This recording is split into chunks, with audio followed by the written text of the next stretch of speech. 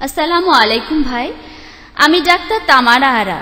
আমার প্রশ্নটা হলো, খ্রিস্টানরা ট্রিনিটির ধারণাটা আর ঈশ্বর যে মানুষের রূপ নিয়ে পৃথিবীতে আসতে পারে সেটার পক্ষে যুক্তি দেয় এভাবে যে পানি তিন অবস্থায় থাকতে পারে, যেমন কঠিন অর্থাৎ বরফ, তরল অর্থাৎ পানি, বায়বীয় অর্থাৎ বাষ্প।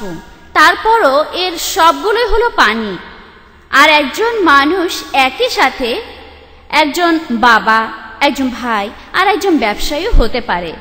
ঠিক একইভাবে সেখানেও মানুষটা মাত্র একজনই। তাহলে সেখানে পিতা, পুত্র, পবিত্র আত্মা এক হবে না কেন?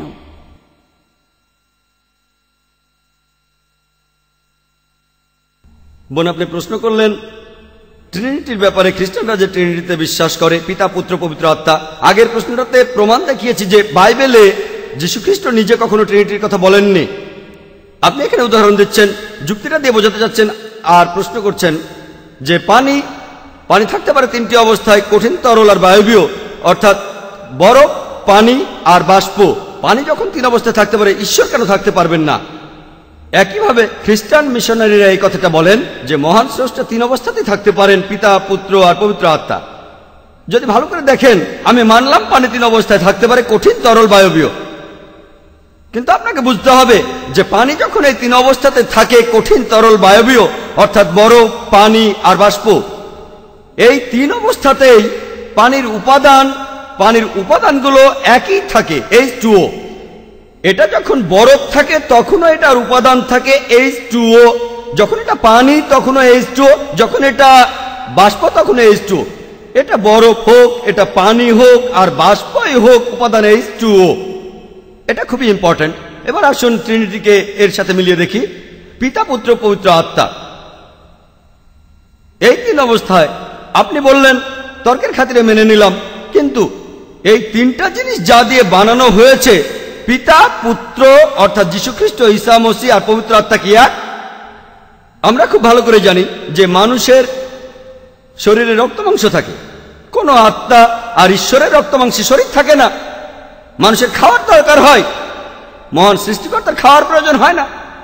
আর যীশুখ্রিস্ট নিজের মুখেই এই কথাটা বলেছেন। এটা আছে গসপেল অফ লুকে 24 নম্বর অধ্যায়ের 39 থেকে 43 অনুচ্ছেদে, যে আমার হাত আর পা দেখো, এটা তো আমি নিজেই, আমাকে স্পর্শ করে দেখো, কারণ আত্মার কোন রক্ত মাংসের শরীর থাকে না, তোমরা আমাকে যেমন দেখছো। তারপর যিশু তার হাত আর পা বাড়িয়ে দিলেন। তার শিষ্যরা খুব খুশি হলো।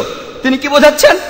তিনি আসলে কোন আত্মা নন, তিনি মহান সৃষ্টিকর্তা নন। তারপরে আরো বলা হয়েছে এখানে খাওয়ার মতো মাংস আছে। পরের অনুচ্ছেদে বলছে যিশু সেখানে ঝলসানো মাছ আর মধু খেলেন। কি প্রমাণ করার জন্য? যে তিনি ঈশ্বর। প্রমাণ করার জন্য যে তিনি ঈশ্বর নন।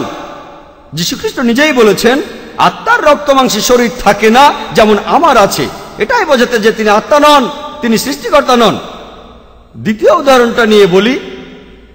ব্যাপারটা এরকম, একজন লোক একই সাথে একজন বাবা, একজন ভাই আর একজন ব্যবসায়ী হতে পারে। তাহলে ঈশ্বর কেন পিতা, পুত্র, পবিত্র আত্মা হবেন না?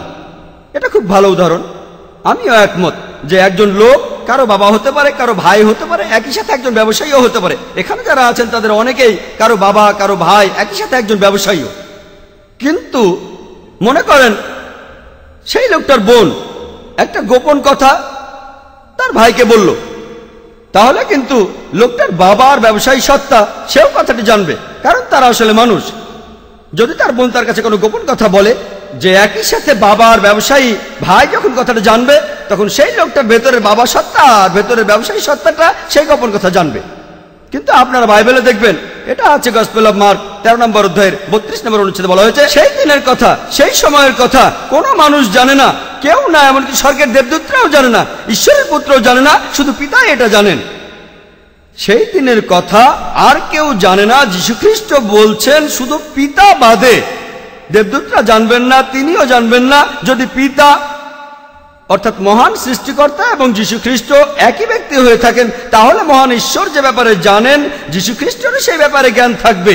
এতেই প্রমাণিত হয় যে তারা এক নয়।